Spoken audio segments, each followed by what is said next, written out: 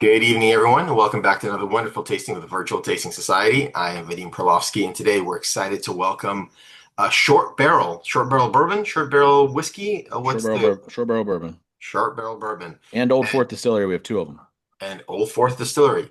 Joining us from both brands is Clinton Dugan, who is the owner, Yeah, co-founder and master blender. co-founder, and master blender, and Sam Whiteside. You are Hospitality and assistant blender.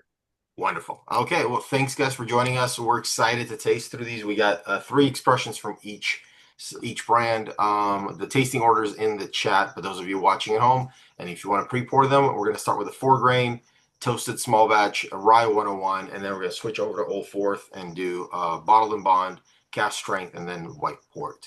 Yeah, But all that said, Clinton, thank you so much for being here. We're excited to hear about this. I'm glad we got connected. This was one of the easiest tastings to like get confirmed. You were like, yeah, all right, cool, sounds good. yeah, but it took me 6 months to send you bottles, so it's all good. It's, you know, But you it's got all good. them. No, so a little bit about us. So Short Barrel Bourbon, we're based in Atlanta, Georgia. We have a very unique, interesting past that we were a barrel picking club from 2015 to 2020. On a very inebriated Sunday fun day in downtown Louisville, we thought it'd be a good idea to buy 6 barrels of whiskey and start our own brand.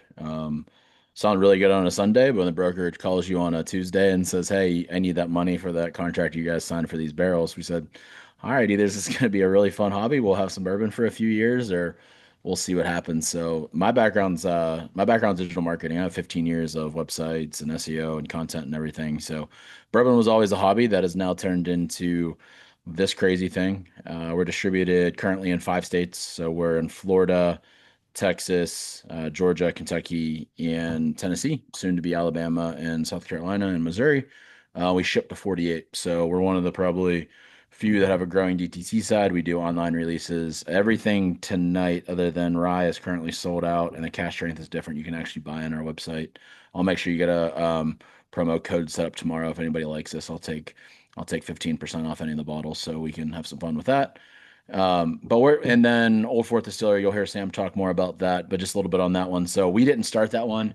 It was Atlanta's first distillery. It was founded in 2014, right in the heart downtown. It was actually the first distillery since Prohibition in Atlanta. Ran by some great brothers who just lost all passion. After COVID, they made a lot of money making hand sanitizer and basically said they no longer want to make whiskey, vodka, and gin. Sold the brand off. We didn't want to see it go away.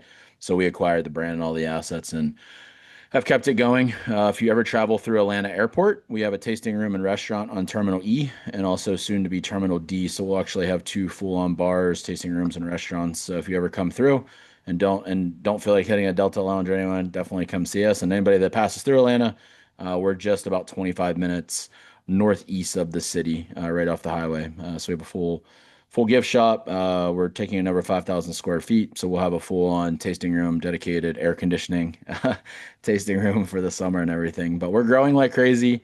Very thankful to do these things and have people listen to me and Sam talk about what we get to do on a daily basis, which is really fun, and that's what we're going to lead into. So 4 grain, 4 grain is a very unique topic. This is not a 4 grain that was distilled as a 4 grain. This was a blended 4 grain.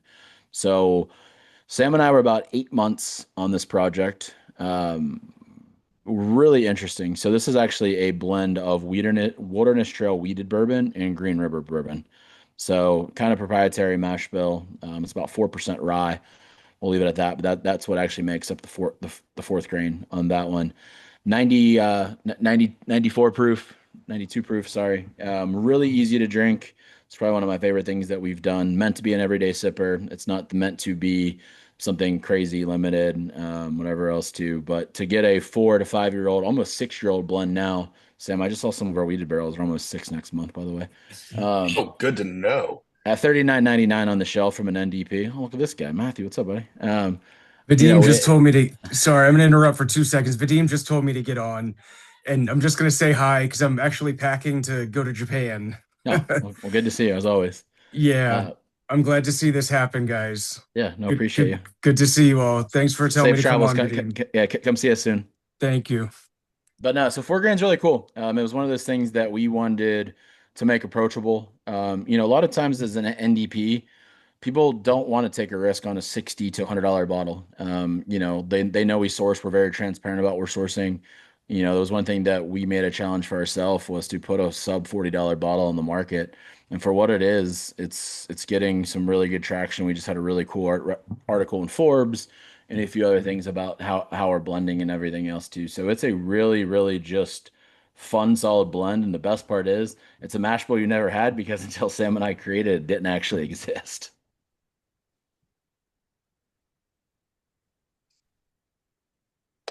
So you Sam, don't did you have talk about anything? the actual mash bill for this, do you? Yeah, we do. I always have to pull it up because it's interesting one. Sam, do you know off the top of your head? I don't know it off the top of my head. I know we Oh, just had a it's chemical I analyst. actually I was looking it up when you said Okay. proprietary. So I got in 65 corn, 20 wheat, 12 malted barley, 3 rye. At Yeah, you're least about right. that's the data sheet from your website. Yeah, you're about right. We had a lab test. It's actually about 4% rye, but yeah, we're close. But it's cool. So Sam and I started 50/50.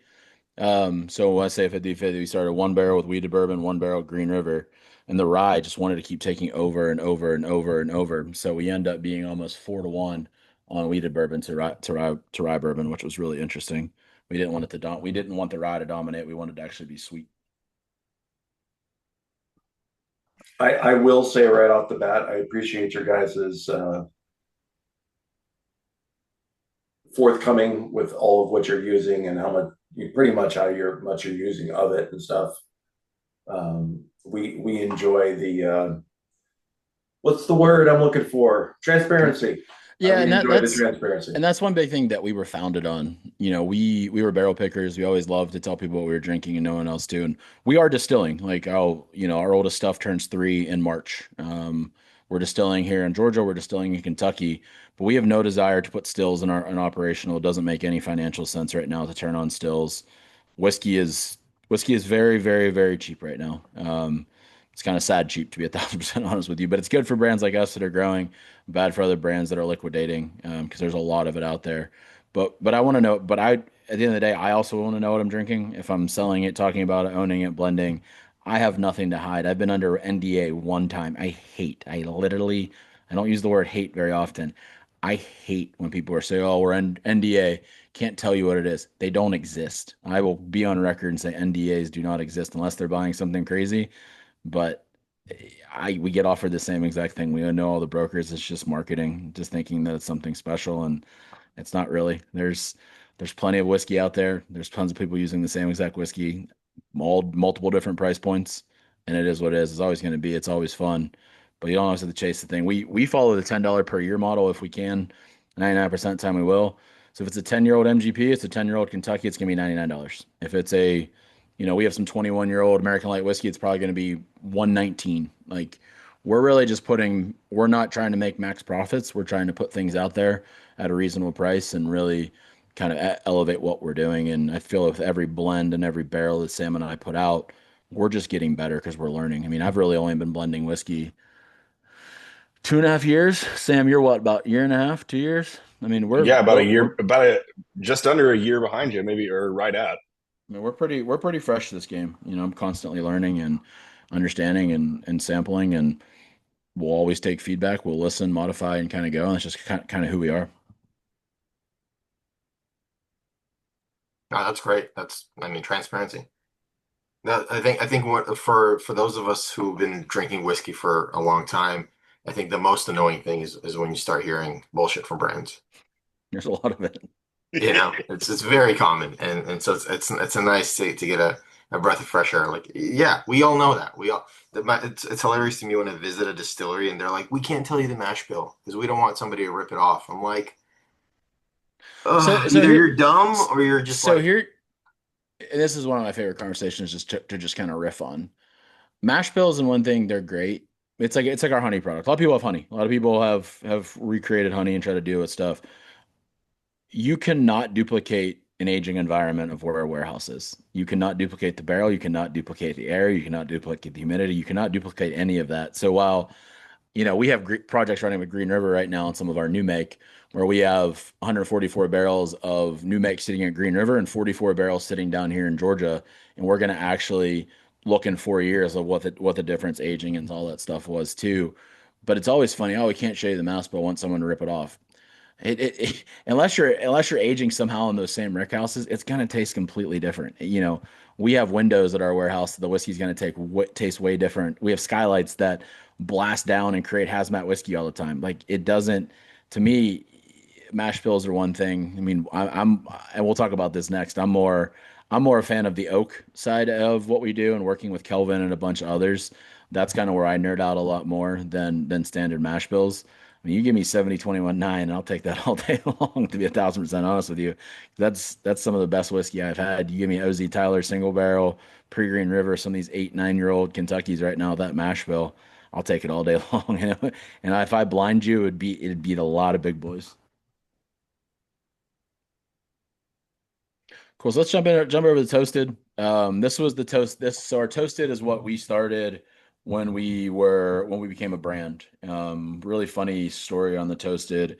59.99 on the shelf. Age stated 6 years now. We should have some new labels coming out, so it's a 6-year product through and through. We use Kelvin cooperage for everything. So if it is a finished product on our side, it will hit a Kelvin barrel. So whether we're sending barrels back to Kelvin for refurbished. So when I say refurbished, when we actually dump our barrels, especially a lot of the honey and maple and French oak and other thing and PX and other stuff we do, we'll actually send those back to Kelvin and they will actually refurbish all of the barrels for us to our specs, to our char levels, to our toast levels. So we run char three, medium plus toast. That's what we have on our barrels. So what you're getting here is really we proof down to 100 before they go into the barrels. So we're not chasing a barrel proof toasted. We want those barrels to actually shine through, and we don't want kind of the burnt marshmallow, the burnt popcorn that you get on a lot of toasties. We really want to elevate a lot of sweetness, and that's kind of what this is. Again, another solid everyday Kentucky sipper. This is a blend of Bardstown and Green River. I know they're the same things, but again, the aging environments are completely different. I lean more on our Green River stock than I do our Bardstown because I just like the way they're coming out. It adds a lot of big, deep, dark cherry notes and a lot of sweetness that really carries through. I know Sam, you're itching to talk about this. I'm gonna turn you over on this one. I do I do really love the toasted. It is one of the samples I got when one of the other owners, who was the one who drafted me over, he was like, "Here, try this. I think you'd really enjoy it." And that was kind of like one of the big selling points to kind of get me to take the jump into short barrel. Like Clinton said, we really focus on the sweetness of this one.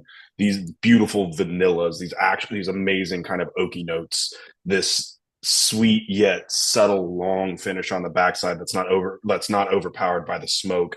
It's a lot of that fun campfire notes, less of that peatiness that people often associate with the actual, when I say smokiness.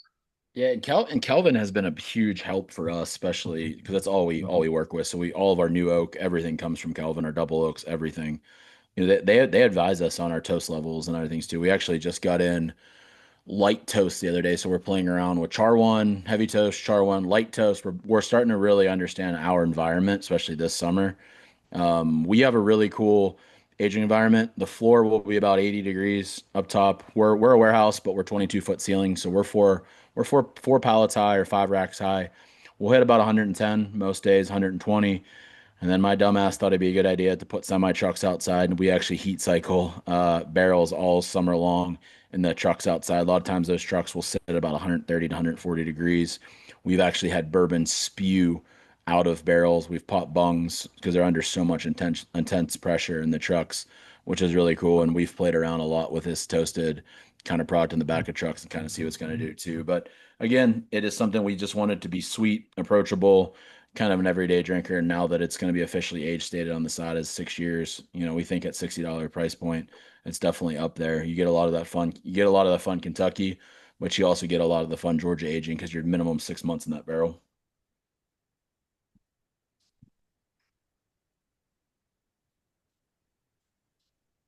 Oh, cool. This one's got a spice to it that I'm really digging.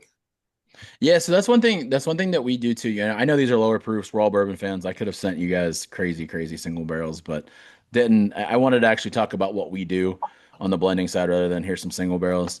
One thing that we do take pride in, like I said, this is all proof down to 100 before it hits that barrel, and then to go from 100, we're about 100. We'll gain some proof. It's about 102 down to 94. It's slow. It's methodical. It's in 1,400 gallon tanks that sometimes will take 2 to 3 weeks to proof down, very, very slow. So you're not losing a lot of that spiciness. It doesn't fall off.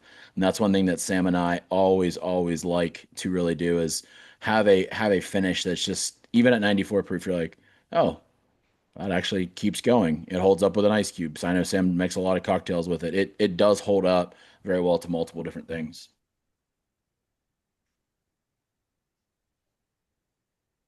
Very nice. Dibs on not being the guy to just move the barrels in and out of those 18 wheelers. Screw that. It's an early morning. Yeah, It's an early morning thing, and they'll go in late April, early May, and they will not pretty unless we're cycling them out. And that's usually only the front. They won't come back out till usually October. They're under. We'll go in and check them. When you get halfway in the truck, though, it's like an ethanol bomb. Like you're literally like first couple of times we've had the it, we've sent some the of air our has alcohol content. Like yeah. there's without a doubt, like you step onto that truck and it's like, why am I covered in vodka? Yeah, it's crazy. But it's just something that we had an open bay. We thought it'd be a good idea, and now it's just it's even funny the place that we rent the trucks from, they're gonna paint the truck black for us this summer. So we're really about to go and see what happens. Is it really cheaper to rent the truck than to just put the hitch back there and keep it permanent? We don't well since we're a shared warehouse. Yeah, it's like $200 a month to run a Ah, to run a semi truck. These aren't really roadworthy. It's not something that I would want to drive around. We have actually considered having a driver going 285 in Atlanta with a truck one time at night and just say it's 285 aged. But we haven't taken it that far yet. I know a brand that did that actually. Yeah, no, it's something we've considered, but I don't feel like getting in trouble right now. There's it's probably some violation of some Bible law here in the South. Well, cool. Let's jump over to the rye. Rye is one of the few things that takes the most time for us to do. Aging rye in the South sucks. I'll be 1,000% honest with everybody on on here right now, and everybody's gonna listen to the recording.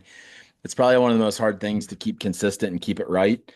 Our rye is actually our most awarded product. It's won multiple double golds at San Francisco and New York and a few others.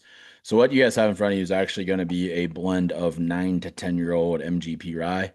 Also 59.99 on the shelf. Rye is very hard.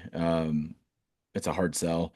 Why MGP? It is a very hard blending process, but it's the most consistent profile. We tried all other ryes. We tried OZ Tyler. We tried multiple other people doing ryes, aged everywhere. MGP had the most consistency.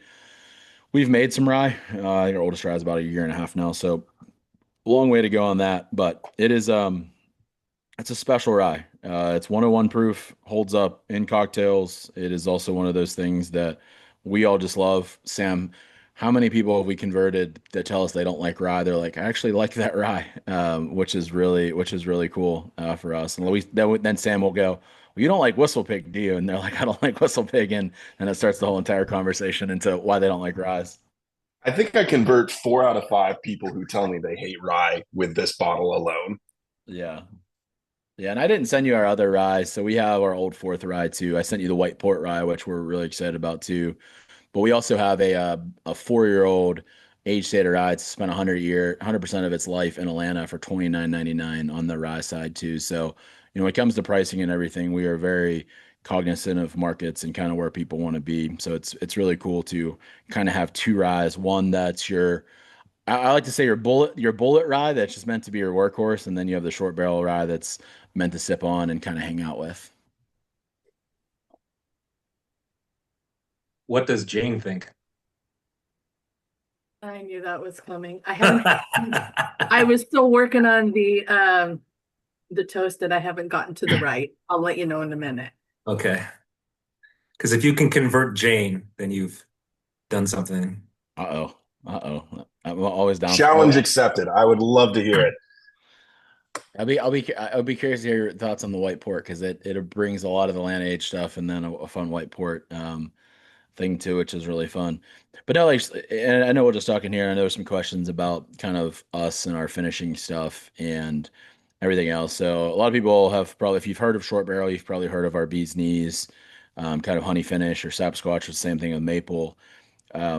It's our most adventurous project that keeps getting bigger, messier, more fun to try to figure out every year. But so our bee's knees is different. So it is truly a honey finished bourbon. We work with beekeepers in every single state that we distribute in. So we go out and source local honey. It's majority of a lot of wildflower honey. You can't really control where a lot of bees go, but we do look for other variants such as blackberry and meadow foam and all these other things too, kind of as experimentals. But we will barrel age that honey and wet barrel, sometimes dry, dump that out. The honey comes out liquefied and black and also very messy. And then we put bourbon back into that for a minimum heat cycle. So right now we're filling barrels for Texas is on the docket tomorrow. But so we'll fill those up and basically let them sit for a minimum of 8 months. And it's a gateway to bourbon that so many people enjoy. Sometimes they get way too sweet for me. Sometimes they get too sweet for Sam, but it's just a really unique process where you're getting not only our aging environment, but you're getting actual real craft honey, very expensive honey, working with small business owners too in multiple different states. I'll never forget when I ordered 60 gallons of honey from Florida, and the owner called me and he was like, "Why is this going to a distillery?" And I was like, "Well, I'm going to barrel age it." And he was like, "You're going to do what with my honey?" And then we end up, we have a really good partnership with him now, and he's mentioned everywhere with us.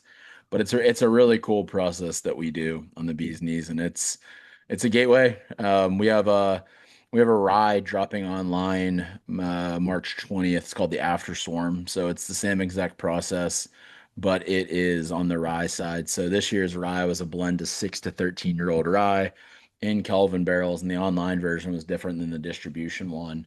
Distribution one used Georgia wildflower, and then Sam and I had this brilliant idea to use meadow foam honey out of Oregon. So meadow foam is a tiny white little flower that the bees pollinate, and it literally tastes like marshmallows. It is truly incredible. I've probably gained 10 pounds by drinking meadow foam honey. I won't lie, but it's a really cool project. So if you guys follow us on social media, be on the lookout for that one. Really, really, really cool. Very, very, very fun rise coming out on that side, the bee's knees. Then we have sapsquatch. It's the same exact process. Maple's way easier to work with than honey. It's probably one of my favorite finishes we do. Everything that we do is going to still be spirit first. When we say honey finish, a lot of people think sweet. Sometimes you'll get some sweet single barrels that the store owners will just try to talk us into. Like, that's what my customers want. They want sweet, and we'll let them out there too. But most of our stuff will always be spirit first or bourbon first, and then the finish will come after, kind of just hang out. On the short barrel side, we have won multiple awards for our double oak program. You'll probably see that if you love a big, bold double oak barrel proof, anywhere from 115 to 124 proof sometimes. Our double oaks are killer. They're blends of 5, 10-year-old bourbons, some 12-year-old bourbons, and some recent stuff. Sam and I will make really, really awesome blends that would probably stand up on their own, and we'll double oak them. So we're not really trying to hide anything. We're really just trying to elevate the toast and the oak, but really run it up barrel proof. And I think some of the double oaks we're putting out right now are some of the best in the country. I'm not just saying because we make it. We just won as WSWA, so it's a huge wine seller, wholesaler out in Vegas, but it's also part of San Francisco Spirits, the biggest one in the world. We won double gold. We won best of show. We won best finished bourbon and best whiskey for one of our double oaks, and that's available in Texas and Florida. So really excited about that. Then got some really cool fun projects coming out too. Our cigar blend is very popular. It's kind of a quad finish: rum, Armagnac, cognac, and port. So we play around with multiple different barrels there. It's probably one of our favorite ones that we do. Just can't do it in the summer because it's very hard to figure out. We got some VDNs coming out, some VDN barrels. And then one project I'm very excited about. I don't know how it's going to end up, but we just filled 32 barrels last week of former High West old fashioned barrels. So High West will actually barrel age their old fashioned. They're ready to pour. We were able to get some of those barrels at a relatively easy cost for us, and we filled them. So we're looking at doing a because they're not ready yet, but we're not. But we're looking at doing an old fashioned influenced series, not like a ready to pour old fashioned where we're adding sugar and bitters and all that stuff too. The barrels already had some really cool bitterness, kind of the bitter notes to them. So we're really excited for that, and it's going to be basically meant to be poured over a cube. Probably we're going to play around 92 to 96 proof to see what those. But basically, add your cherries, add your orange. You don't have to worry about any sweetness because we all want bourbon, and if we're having a cocktail anyways. And then we're just kind of playing around with what else we have right now. We have French oak. We just got some elderflower liqueur barrels that we're putting 10-year-old rye into tomorrow, which I'm excited for this project. So we're just playing around with like lots of finishing right now. Not that the whiskey's bad. I mean, 10-year-old rye going into elderflower liqueur barrels that I know nothing about, but my business partner says they want to try it. So we're just kind of having some fun and kind of see where it's going. And the NDP space is certainly interesting right now. I'm sure you guys can just search the word bourbon right now, go to Google News and look at legacy brands shutting down and kind of pausing production and all this other stuff too. We've been fortunate to be very slow, methodical in our growth. That's why we're in 5 states, kind of why we focus on the Southeast.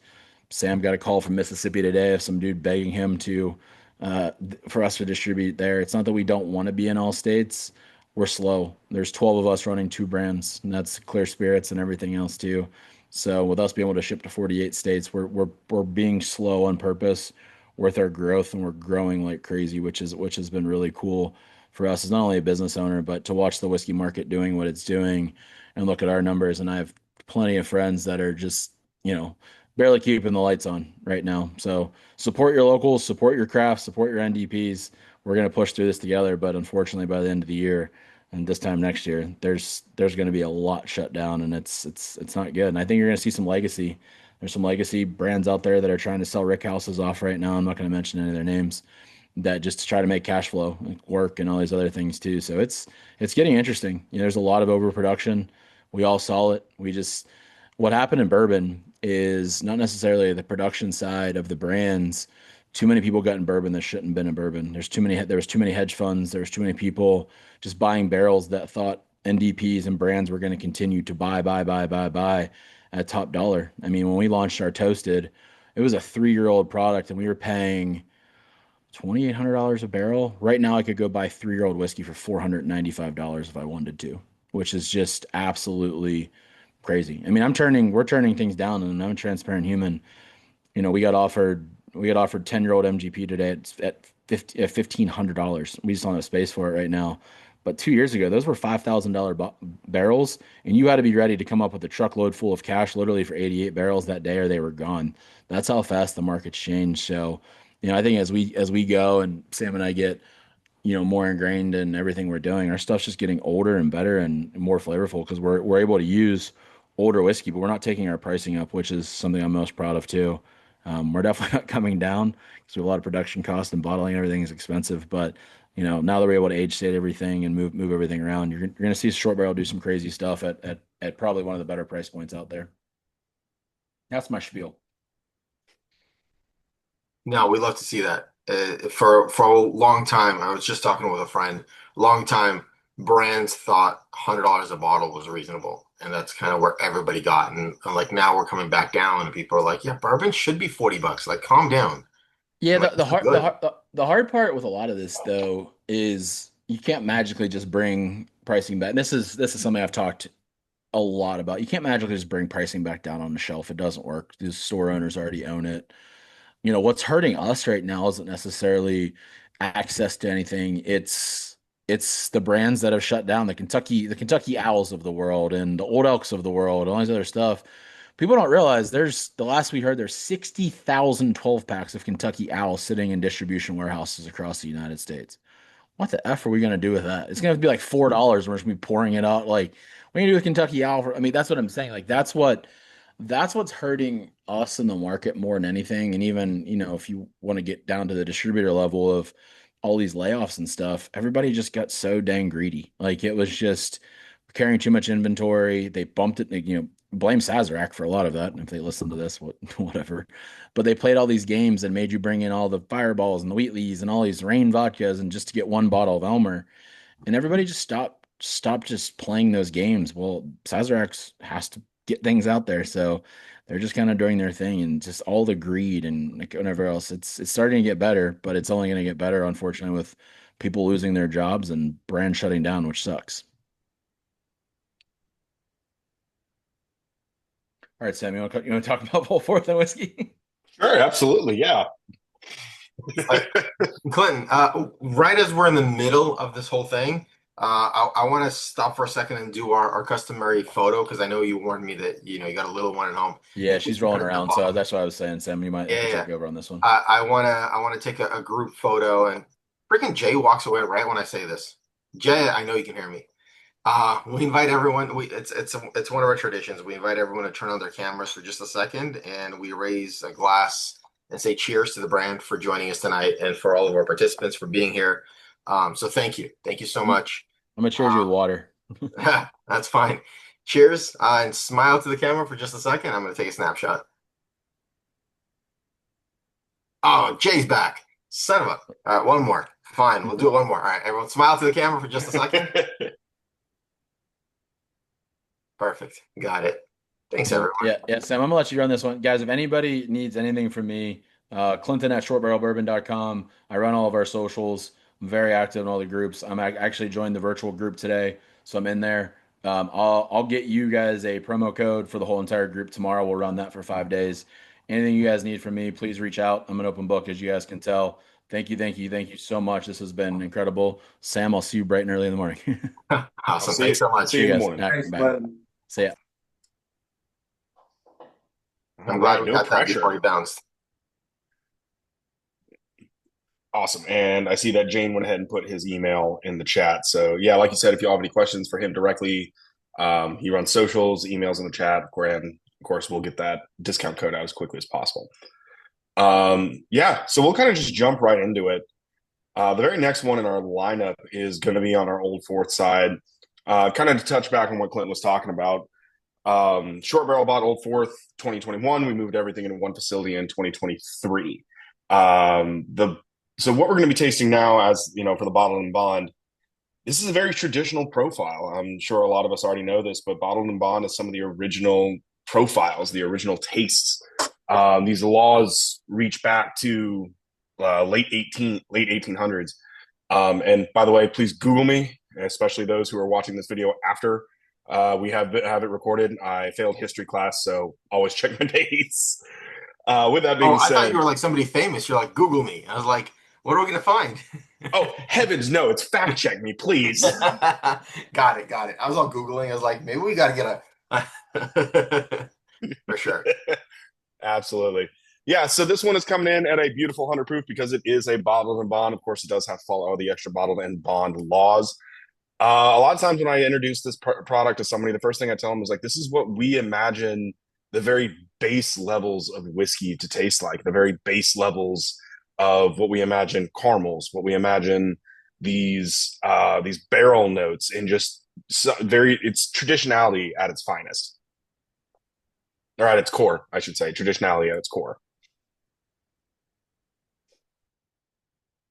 And I know Clinton mentioned that you guys bought the distillery, but you're not actually distilling there. That's your facility to store and blend, or is this distilled spirit from you guys? So unfortunately, we did not keep the actual facility that came with the Old Fourth acquisition. The short version of the story is we got everything but the facility. The city came in and asked if we wanted it. And then when they showed us the rent, it was about 3 times the price of what we pay now for less than half the space with zero actual room for growth. We couldn't get trucks back there. They're working. Edgewood is actually the road that it's on, and parking was terrible. If anybody's been through Atlanta, you know the traffic is top tier. You know, top 5 worst places to drive. So it was one of those we wanted to get outside of the city. So we did not take the building with us. We do contract distill for a lot of our stuff, especially when it comes to some of our younger items or things that we plan to age for a little bit longer. So for this for that aspect of it, no, we don't do any in-house distillation. So you essentially bought the name.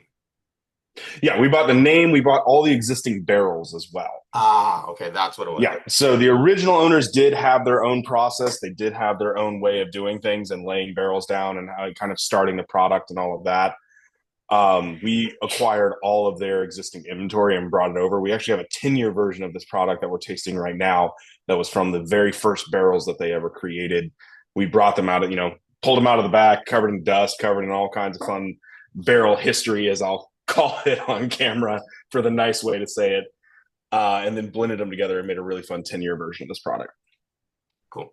When you say you inherited, you got their barrels, that was barrels of Old Fourth distillate, right? So essentially, yes, these are one. Yeah, these are ones that they made when the original owners, when the brothers were still operating the facility and owning the facility. So we would call that a ghost distillery. Essentially, we're tasting spirit for a distillery that is no longer. I like that. Yeah.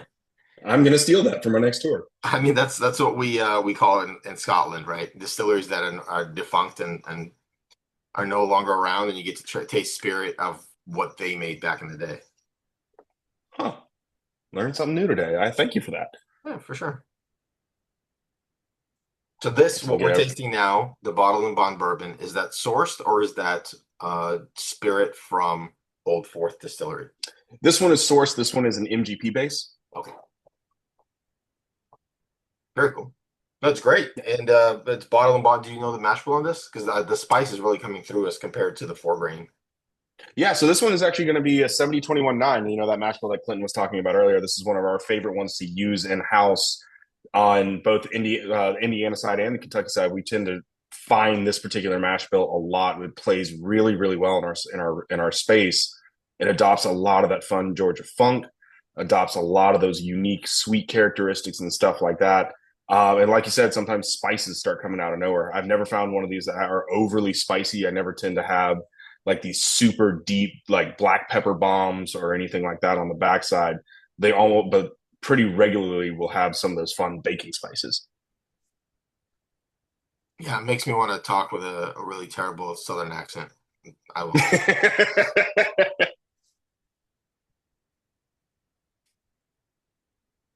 Bless your heart. Careful, those are fighting words.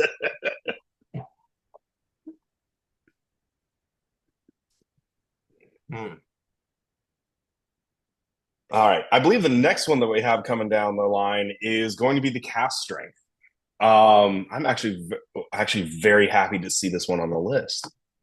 So to kind of just jump into this one before we really start, talking about what it is as a product, the cask strength, we didn't traditionally do a lot of cask strength on the Old Fourth side simply because we really wanted to focus on approachability of the product, which usually translates to being a blend, being a proof down product, being in the hundreds or a little bit less, being something that's a little bit more bar ready and a little bit more cocktail ready. Now, so what this particular one is, being as unique as it is coming in at 120 proof. So it's jumping right to the top of the list when it comes into these big, bold, high proof, single barrel style finishes. This one is also going to be an MGP as well.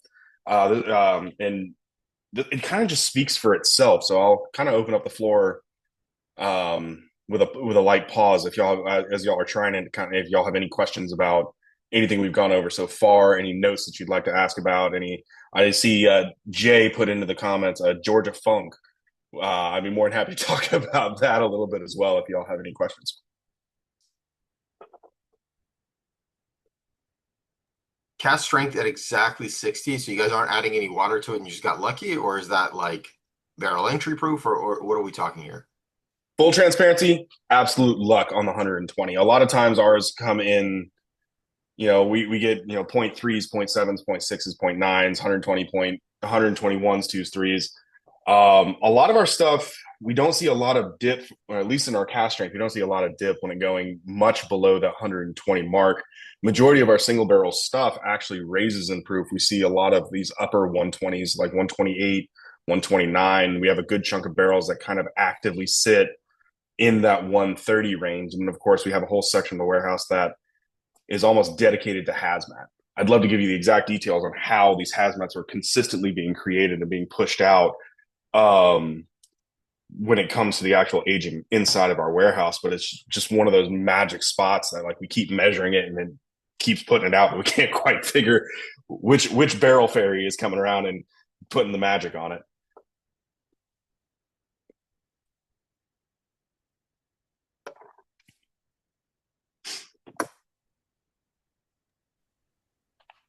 I would use the Georgia Funk as something that I get off the nose of this.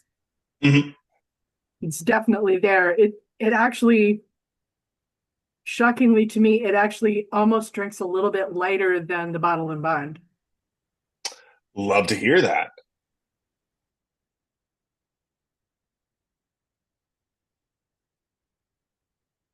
Yeah, that is definitely something I can attribute to "quote unquote" Georgia Funk. I'm afraid I've coined a new phrase on our video here.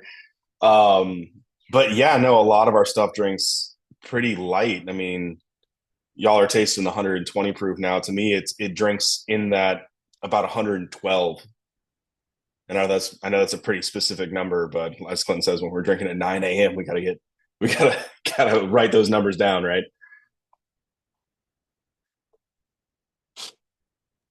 There's almost like a treacle maple syrup note on the front of the palate. It's got this really subtle sweetness to it. I kind of like it. It's really awesome. This is really awesome stuff. I'm in love. Thank you.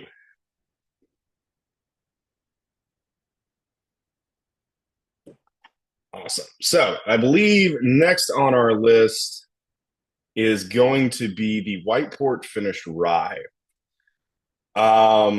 Now I don't know if everybody was in the. I think everybody was kind of joining in as Clinton was asking, but we kind of chose to do this one at the end, or I made the executive choice, I guess, to I say executive like I'm any more important than I actually am.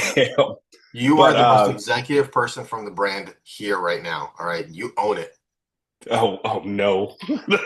what a sentence. Of anyone in this room right now, you are the most executive person at the brand.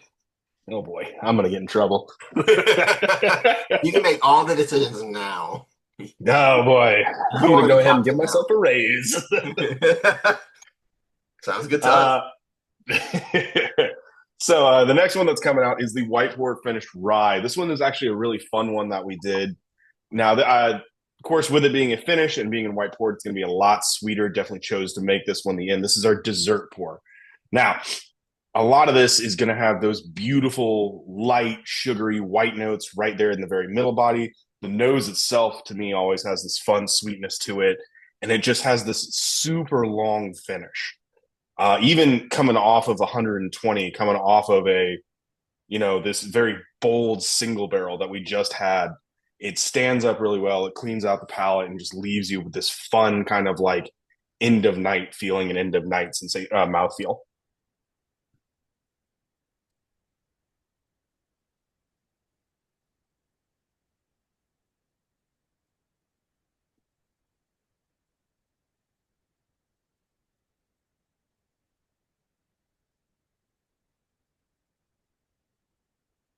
I need a little break between that cask strength because that to me was good, but then it got spicy at the end.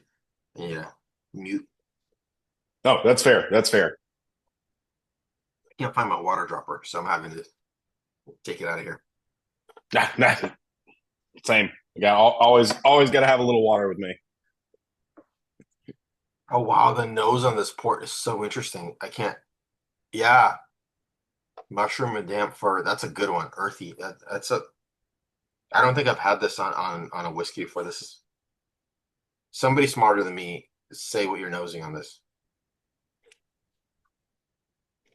If nobody unmutes, then I'm the smartest man in the room. So like, I technically win. Come on, I already said what I thought about the nose.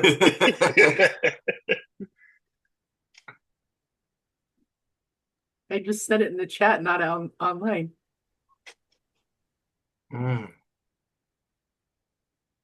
No, Jane, I think you definitely hit it. These pleasant earthy notes, they're ryes a lot of times tend to always have these big outdoorsy or some kind of large, like very outdoorsy influence style noses, and a lot of times into the very beginning of the sip as well. So like getting, trying to balance out that spearmint, balance out those winter greens with an already very light, very floral, almost and very sugary barrel style. It's kind of tricky to when you're finishing ryes.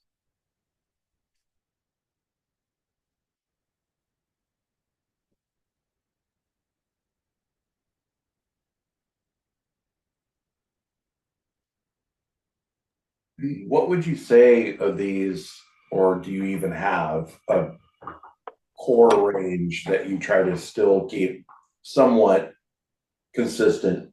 And then, of course, you have your fun stuff that you play with. So if we're talking product wise for our core range, our Rye 101, our toasted, our four grain, these are all products that we try to keep as consistent as humanly possible. The bottled and bond that the first of the Old Fourth that we tried is another one of those products. These back two are very unique. We understand that like we can try to keep them close, but we never are going to purposefully keep them the exact same range. We always try to one up ourselves when it comes to those style of products. We have two more products on the Old Fourth side as well when it comes to whiskeys and bourbons and all of that, that we do try to keep in that lineup. Of course, that is the 10-year bib, and of course, that is going to be we have a rye on the Old Fourth side, a straight rye as well.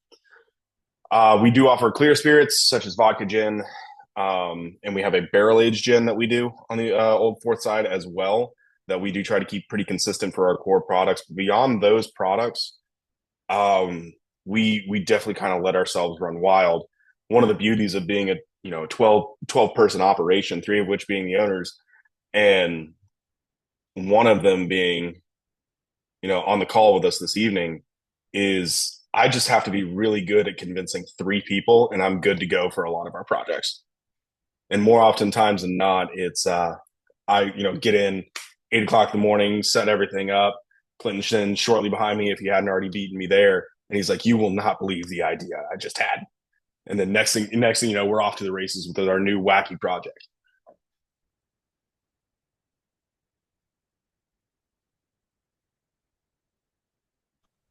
Ooh, I got a question for you. Go ahead, Oh, Colin. yeah. So with the two separate brands, how are you trying to differentiate them?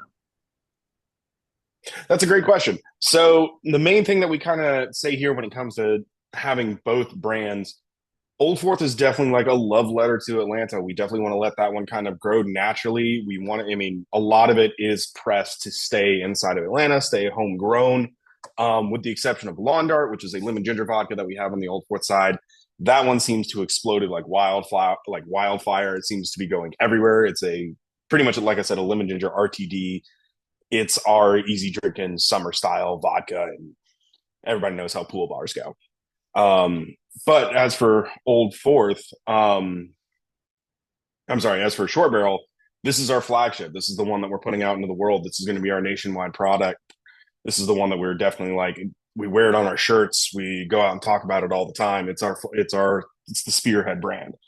Traditionally, the Old Fourth side is going to be MGP and a little bit younger than our Short Barrel counterparts. Short Barrel tends to be a lot older, majority Kentucky based, and a lot more deeper, richer versions of whatever we're experimenting with on the Old Fourth side.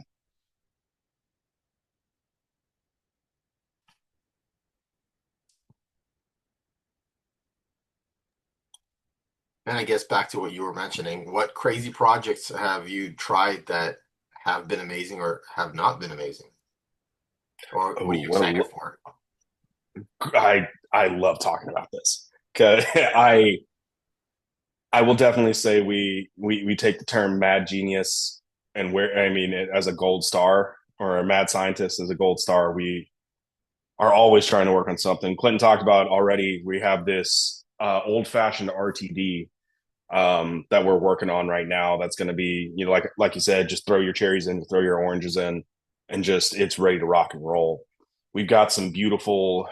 We're running back our Tokai experiment, which is a Hungarian style wine that we age rye in. That's a really, really, really good one. Let's see what's another fun one. Sasquatch is finishing up. We've got some orange wine barrels. We haven't quite decided what we're going to do with those yet. We just got in a bunch of sherry barrels, and they are like black. They are stained to all heaven. And we cannot wait to start introducing some bourbon and rye to these guys and really pulling out some deeper, grapier, older, funky profiles. Those are some of the ones that are coming down the pipe that, you know, we're playing around with and we're super excited for. One of my favorites that we've ever done. Oh, that's a tough one. I will say some of the early experiments for Sasquatch were some of my favorite experiments, simply because I had never thought personally that maple and bourbon would be two things that I put together outside of like a breakfast style old fashioned. And to have a product that is exclusively built around those profiles was really, really fun to start out with. Now, as for a project that I thought was the worst, hopefully we'll never see it out in the world, but if for some reason we do, we did a stout finish, which on paper is delicious. Big mocha bombs, great flavor profiles, like just these deep, deep woods and chocolates and stuff like that that really pounce through. Like, as a concept, was fantastic. Execution, not a problem. Finished product, for some reason, it just separated. Like all of those mocha, all that stout residue and all that kind of rose to the top. And we looked at it in the bottle and we were like, wow, I can't do anything with this. It looks like one of those old like snack pack pudding cups with the lighter chocolate mousse on top and the pudding on the bottom. It was definitely a product that we couldn't get put out into the world. But did it taste good? Oh my gosh, it was delicious until you got to the lighter part, and then you're like, not so much. So about half that bottle was fantastic. I think Crowded Barrel down in Texas ran into a similar problem where they did something with a stout barrel and it separated on them, but I can't for the life of me remember what they did to kind of get it to incorporate back together, or if they were able. And I know they were able to incorporate it back together because when I was going to say, go ahead. If you can remember that and send that over to us, I don't hate the concept of a stout barrel. I've actually enjoyed the profiles tremendously. Yeah, I just couldn't get them to to really play together. Yeah, I'll look. I know it was up on one of their videos, the Whiskey Tribe videos. I'll have to go back and take a look and see if I can find it. I appreciate that. I can reach out to Kyle, who's the distiller down there, and if they were able to rectify it, I can put him in touch with you. Kyle. Oh yeah, absolutely. Absolutely. I've always been of the mindset, especially in this industry, like I kind of tell everybody who walks into the distillery, everybody who has a drink with us, I always say everybody wins when everybody's drinking. It doesn't have to be short barrel. It doesn't have to be Old Fourth. It doesn't have to be X, Y, or Z. As long as everybody's sitting down, having a drink together, having a good time, everybody's winning. Let's talk shop. Let's talk notes. Let's get better in aspects where I could use help. Let's get, like, if you want to know something from me, we're open books. Let's talk shop. Let's make better whiskey together.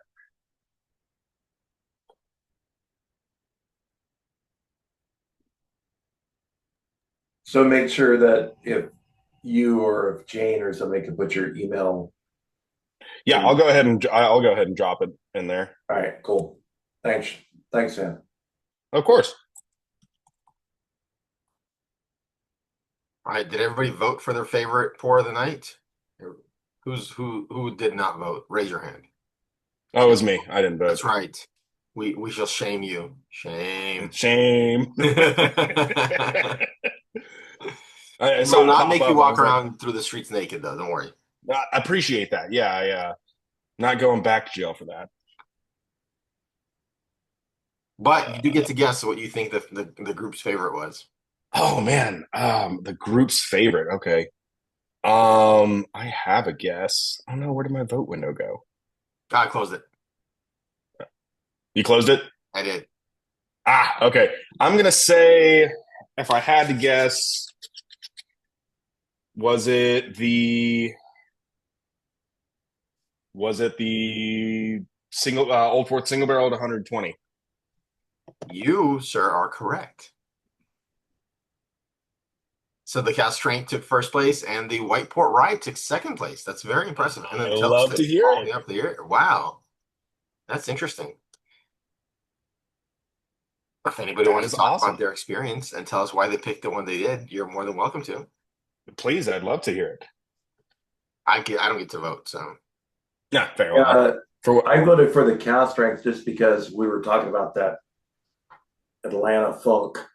You know, probably the impact of your heat has on the barrels, and it reminded me of the Texas funk that I so enjoy with a lot of the expressions down that way. Excellent. Oh, I forgot the question I was going to ask is the most important question that I'm shocked Jay hasn't asked. Are you guys playing around with single malt? Currently, no, we are not playing around with any single malts. Okay. I'm not going to say anything is truly off the table, except for, oh man, it's almost like a taboo word. I can never remember. The Cinnamon Toast Crunch Wood. Ambrana. Yes, thank you. I can never pronounce it. We don't put things in that. My people. Yeah, no, we are not going to play around with any of that stuff. We're not totally against the idea of single malt. We currently do not have any that we are messing with at the time. Fair enough.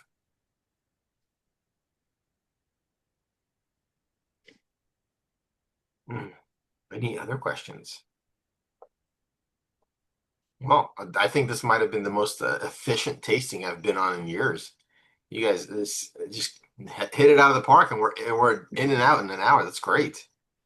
Oh, good. I was glad we were able to do this with y'all. Well, thank you, Sam. This was really delicious.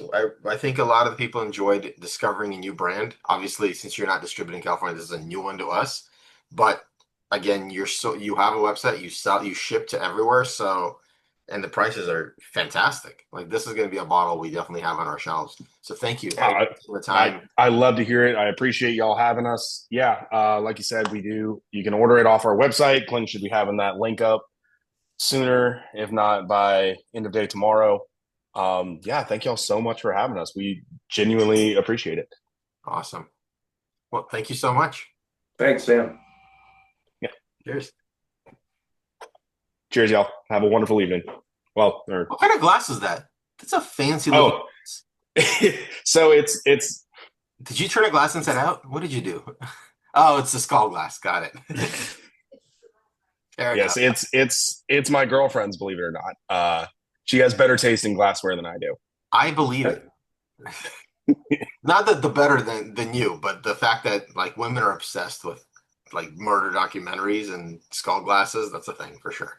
Oh yeah, I didn't even put two together on that point. Probably should have hit stop on the recording before we got that. That's going to be on the internet forever. Well, cheers.